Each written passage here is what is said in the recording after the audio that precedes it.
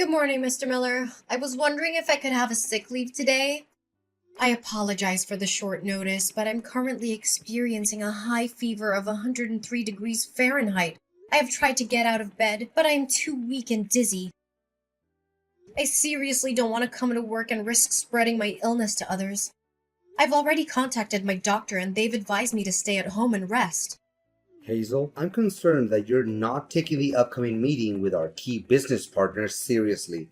This is a critical meeting, and your absence would be a major setback. Yes, I'm very well aware of that, Mr. Miller. But my body just simply refuses to do as I want. No, but you and Mr. Jones from our parent company, Evergreen Corp, will be discussing a new project that involves building a $1 million hospital for the elderly. This project will be a significant contribution to our company's reputation on the market, and I believe your presence is essential to its success. Therefore, I will not allow you to be absent from your work today. Mr. Miller, I understand that you are concerned about my upcoming meeting with Mr. Jones, but I am afraid that I am not physically able to attend. I am completely exhausted, and I cannot even lift my fingers. I'm worried that if I force myself to go to work, I will only make myself worse and I will not be able to contribute to the meeting effectively. On that account, I truly need a sick leave for today so I can rest and recover. Look, I don't care what your excuses are. You know very well that you're having an important meeting today, aren't you? I informed you about it 2 weeks in advance.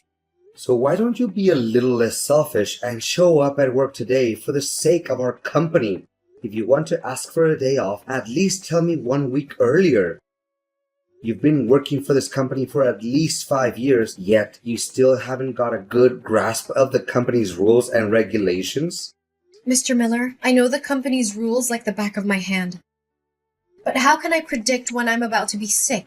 That's impossible. So can you please somehow find another person to replace me for the meeting today? Caleb, maybe? Caleb? What are you talking about? He's enjoying a 1 week vacation with his family. Why would I want to disturb him? He has worked tirelessly and has made significant contributions to our company's success. He deserves to have some days off as a reward for his hard work. What? You agree to let him have 1 week off, but you don't even allow me to be absent for work for just one day? What kind of treatment is that? Is this the kind of attitude that you should adopt when talking to your boss?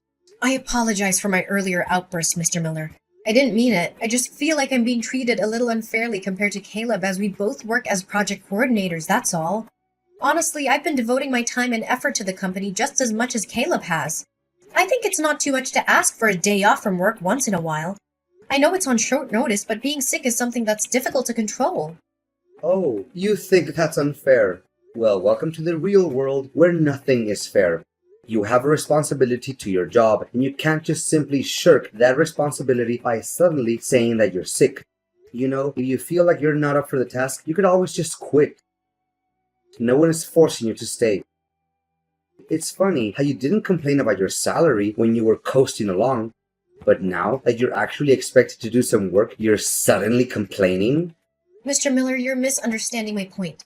I love this job and it also provides me with good wages. I'm not trying to complain or say that I'm not up to the job's expectations. I'm just simply asking for a day off because I'm literally not good enough to work today. Fine, you want a sick leave for today? You can have it, but remember to submit your request for sick leave tomorrow when you come to the office along with your resignation letter. If you don't, I'll compose a termination letter and send it to you personally. Mr. Miller, are you threatening to give me the sack just because I'm requesting a day off? I'm curious as to why you're treating me in this manner. I'm certain you're aware that your actions are in violation of employment law? Well, I'm not threatening anyone. As your employer, I can say that you don't have any respect for your superior and you don't fulfill the requirements of this job. If we fail to enter into a contract with Evergreen Corp today because of your recklessness, it would make more than enough reason for you to be dismissed. The choice is all yours. I'm not forcing you to do anything. Please, Mr. Miller, there must be another way to carry out the meeting without me having to show up. Can you please take the call, Mr. Miller? You've done a great job yesterday, Hazel. You got us another big contract. Your convincing skills have been instrumental in helping us win one contract after another. I must give you credit for that. Great, I'm glad everything worked out in the end. But I almost fainted after the meeting was over because the fever went really bad.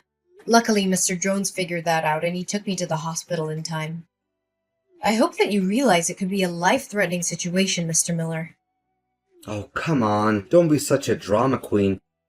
The fact is, you're still well and alive, aren't you? If not, you wouldn't be able to stand up, let alone sulk at me like this. Consider it a valuable lesson for your amateurism at work. You're all grown up, stop being childish and unreasonable, and then expect someone to clean after your mess. Please, Mr. Miller, don't get me wrong. I was just defending the legal rights that an employee deserves to have. And I still think that I did deserve to have a day off yesterday due to my high fever. I'm not trying to flatter myself, but I'm even worthy of receiving a bonus for having managed to go to work yesterday despite my sickness. So now you're demanding extra money for fulfilling the job duty that you already get paid for? How entitled of you. You should consider yourself lucky that I didn't dock your pay for today's penalty time. It took you nearly 4 hours to complete a task that should have been done in 2 hours. If I were feeling less merciful, I would have deducted 2 hours worth from your salary. But Mr. Miller, please be mindful of the fact that I ran a fever of almost 103 degrees Fahrenheit yesterday. Nevertheless, you still insisted on me showing up at the workplace today. I mean, I didn't even have time to fully recover from my illness. Oh, please, you're being overdramatic again. Yesterday, you were rushed to the hospital right after the meeting, which means that you had practically the entire daytime yesterday to regain your strength from your meager episode of the vapors. What more do you want, actually? I'm sorry, Mr. Miller, but I don't even have to be a doctor to tell that a 103-degree Fahrenheit fever is a high-grade fever. In fact, I was at my physical limit and I was about to collapse. I'm wondering if there's a way to improve the way I'm being treated, Mr. Miller, especially compared to the benefits that Caleb is receiving. Well, if you're feeling like you're being treated unfairly, I suppose you could always leave. We don't need people who are always complaining. On the other hand, if you would like to stay, I expect to see your face at work tomorrow. But, Mr. Miller... Another thing, I need you to also take on Caleb's workload while he is enjoying his vacation. He won't be able to get his work done on time, so it's important that we pick up the slack. However, please don't use this as an excuse to delay your own deadlines. We need to make sure that everything gets done on time. I beg your pardon, Mr. Miller, but there's no way I'm going to accept covering Caleb's responsibilities on his behalf, because I've learned my lesson from last time. I won't let myself be taken advantage of anymore. I'm going to stand up for myself and my boundaries. Hazel, what are you even talking about? Are you implying that I'm taking advantage of you? You were fully cognizant, T, that your previous statement was a deliberate assault against my person, yet you persisted in making it. Is that the way an employee should be talking with their boss? I don't think so. I think an employee should be respectful and professional, even when they disagree with their boss. I'm not saying that I'm not willing to help Caleb again, but I'm not sure if it's worth my time. The last time I helped him, I didn't gain anything from it. In fact, I think it actually hurt my own productivity. And to make matters worse, Caleb even got recognition, praise, and a bonus for what was supposed to be my effort and contribution. Oh, Hazel. I've always seen you as a lazy, complaining employee. But now I'm finding out that you're also incredibly selfish. Well, that's just great. Honestly, why don't you just set aside your selfishness for once and do what I say for the good of the company, huh? Mr. Miller, it's simply not true what you just said. It's not like you're doing anything productive anyway. You're just sitting around complaining about how hard you have it. Well, guess what? Life is hard. And if you want to get ahead, you need to be willing to put in the work. So stop being so selfish and start thinking about the company. If you don't, you're going to find yourself out on your ear. Mr. Miller, I seriously don't have any clue what you're talking about. I don't claim myself the most hardworking employee in the company, but I'm proud of my achievements and the contributions I've made to the company's growth. That's why I think it's totally not true when you say that I'm just sitting around and not doing anything productive. Look, I'm not gonna waste my time arguing back and forth with you. If you're feeling dissatisfied, please pack your things and leave the office by tomorrow. I'd be more than glad not to see you around anymore. To be honest, you're just a blip on the radar and your contributions are negligible. Do you really think that the company will be unable to function without you? But Mr. Miller, please have sympathy for my family's circumstances. I'm a single mother of 2 children. I truly need this job to support my family. I have been with the company for half a decade, and I have worked hard to build my career here. If I quit this job, I'll have to start my career over from scratch, take a low-paying job, and I won't be able to provide for my family anymore. Does any of what you just said have anything to do with me? Don't delude yourself that you're the only person in the world who has a family to support and needs money to get by. Wake up and face reality. Everyone else is dealing with the same issues as you're having right now, so your excuses mean nothing to me. Mr. Miller, I am simply asking for fairness. I'm not asking for special treatment, but I am asking for the same treatment that everyone else receives. I believe that this is a fair request, and I hope that you'll consider it. Fine, whatever you say. I sometimes find myself wondering who is the superior here, you or me? Hazel, are you there? There's something I need to talk to you about. It's urgent. Yes? What is it, Mr. Miller? I'm happy to help you in any way possible. By the way, Mr. Miller, I wanted to take a moment to thank you for taking my words into consideration and giving me more respect for my rights recently. I appreciate your willingness to listen to my concerns and to make changes that have made my work life more enjoyable. Listen, Hazel, I know it's Sunday and you're not supposed to work today. Nevertheless, I have a small request and I expect you to say yes to it. Okay, Mr. Miller, tell me. My mom is not feeling well and I need your help. I'm going on a relaxing trip to Switzerland with my family today, but I can't leave my mom alone at the hospital. Could you please rush to the hospital and help me watch over her? We've planned and paid everything for this trip, so we can't just cancel it. Well, I suppose. But why don't you just hire a caretaker? Come on, it's not like my mom is gonna stay at the hospital forever. She'll be staying there only for 1 month, so I don't think it's necessary to hire a caretaker for that. Besides, it also costs a lot of money, and I'm not gonna pay that amount. I know that hiring a private caretaker can be expensive, but I think it would be the best way to ensure your mom gets the care she needs. Besides, I'd appreciate it if you inform me a few days earlier so I have more time to prepare myself. No, I've already made up my mind. In fact, why should I waste my hard-earned money for some stupid caretakers when I already have you, my excellent employee? So, what do you say? If you agree, please go to Golden Years Hospital, room 305. Just provide the hospital staff with my mom's name and date of birth, and they'll show you how to get to my mom's room. But, Mr. Miller, I also need to make time for my personal life. I've been working hard all week, and I even have to work on a side job on Saturdays. Sunday is the only day that I have to relax and spend time with my friends and family. Tell me, what is more important than taking care of a vulnerable elderly woman like my mom? I presume that you also have a mother, correct? You should be able to understand this better than anyone else. Anyways, I'm not asking you to do it. I'm telling you to. Consider it a way to repay me for the kindness I've shown you at work lately. Wait, you said that your mom's gonna be at the hospital for a whole month? But I also have to work and take care of my family, you know. So how will I find time to handle all of my responsibilities, given that I have to work and take care of my family, and now your mom needs care as well? Can you please find someone else to attend to your mom? I don't care how you do it, just get it done. Keep in mind that taking care of my mom and accomplishing your work are now your top priorities. I may not be at the office, but Caleb is keeping an eye on you. So don't even think that you can slack off by doing me a little favor. Mr. Miller, I think what you're asking of me is a little unreasonable. I've told you this 1,000,000 times, but you still force me to repeat myself for you. Don't interrupt me when I'm not finished talking. Anyways, I also expect you to clean my house once in a while. Caleb is having my house key, so you can come to him and ask for it. Another thing, if you have the slightest intention of stealing anything from me, forget about it. I have 24/7 surveillance cameras installed in every corner of my house, so you're not going to get away with anything. Hazel, you did a really good job at taking care of both my mom and my house while I was gone. My mom was so impressed with your care that she even mistook you for a professional caregiver. Can you believe it? Happy to hear you're pleased with what I did.